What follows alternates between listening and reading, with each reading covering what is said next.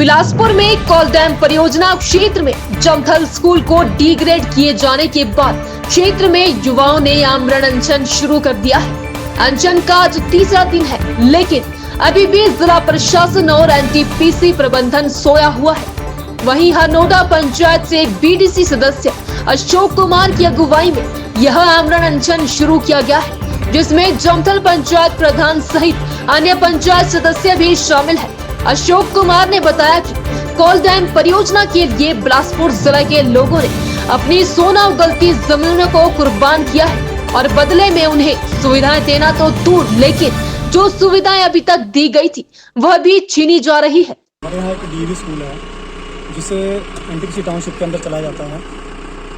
इस स्कूल को लेकर के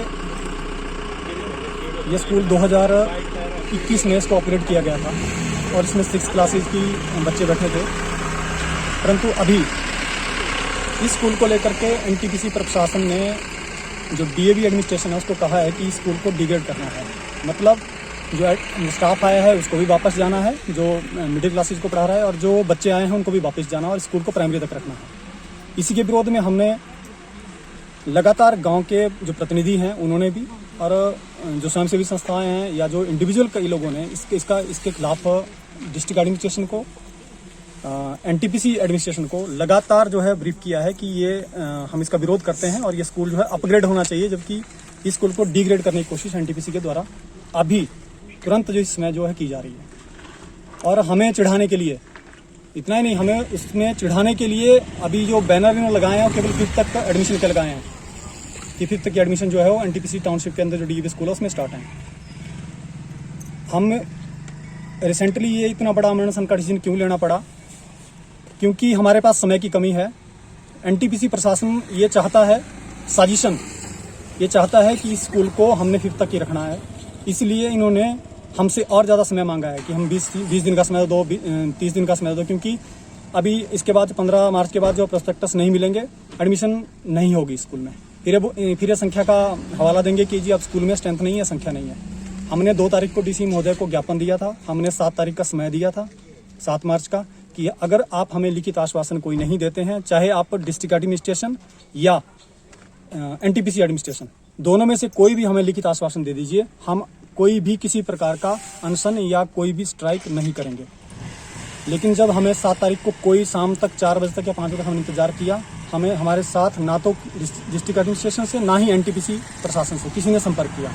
इसके बाद हमने ये तुरंत निर्णय लिया कि हम 8 तारीख से सुबह से आमरण अनशन पर बैठेंगे।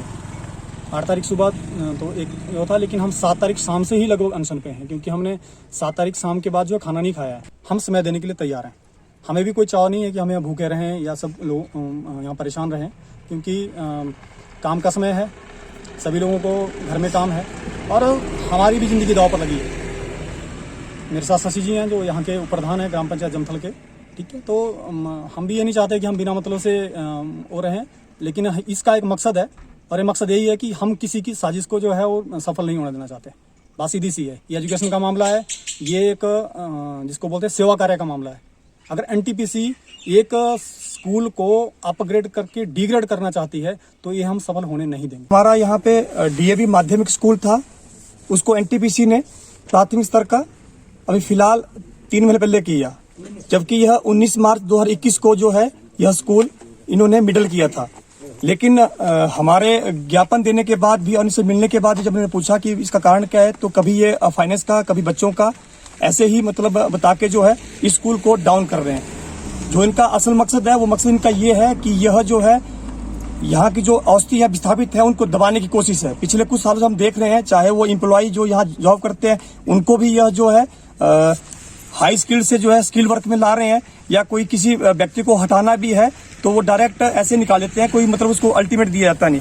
तो जहां तक मुझे ऐसा लग रहा है कि यह एनटीपीसी जो है, जो यहाँ के विस्थापित औषधि हैं उनके ऊपर दबाव बना रही है, एक ऐसा कोशिश कर रही है कि जो हम कहें वैसा ही हो, जो हमारी यहाँ की ह्यूमन राइट है, जो हमारे अधिकार है, उनको छीन रहे हैं। मैं महिला मंडल की प्रधान हूँ, महिला मोर्चा की सदस्य हूँ।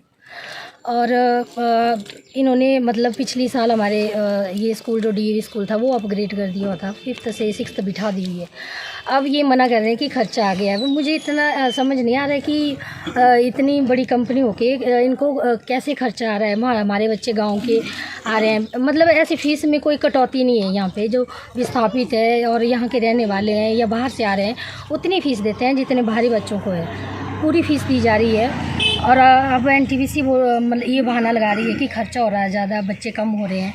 बच्चे धीरे धीरे आएंगे, एक तो ट्रांसपोर्ट की कमी है उसकी वजह से। अगर ये बस लगा देते हैं तो बच्चे और ज़्यादा होंगे, ऐसा नहीं है कि बच्चे कम होंगे, बस ये यहाँ पे ट्रांसपोर्ट की कमी है उसकी वजह से बच्चे मतलब आ नहीं पाते। अगर ये बस लगा देते हैं तो बच्चे और बढ़ेंगे। ये तो एक इन्होंने बहाना लिया हुआ है। ये अब ये कंपनी बताएगी कि ये क्यों पीछे की तरफ ला रहे हैं।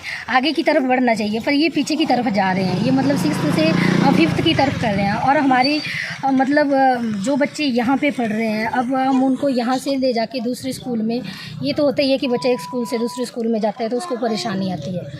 तो कोई भी है जो भी मतलब जिस कार्य को करते हैं वो आगे की तरफ जाता है, पर ये पहली बार है इतनी बड़ी कंपनी होके पीछे की तरफ जा रही है। तो हम पेरेंट्स भी हैं और महिला मंडल की प्रधान भी हूँ, महिला मोर्चा की सदस्य भी हूँ। तो चिंता इस बात की है, हमारे अपने बच्चों के लिए नहीं है, आने वाली जो पीढ़ी है उनके लिए भी है कि बच्चे यहाँ से जाकर इतनी दूर, हमारे यहाँ बरमाना पड़ता है, दूर है और यहाँ पे आने जाने की दिक्कत है। बस इतनी है नहीं कि बच्चे को हम भेजें, रेगुलर नहीं है, टाइम से टाइम नहीं जाती है, मतलब आती है एक आधी आती है। तो यही चिंता का विषय। और हम यही चाहते हैं सारे कि ये जो स्कूल है ये आगे की तरफ जाए, ना कि पीछे की तरफ जाए। उज्जवल हिमाचल के लिए बिलासपुर से सुरेंद्र जम्वाल। बुडामल ज्वेलर्स पालमपुर, भरोसा उम्र भर का।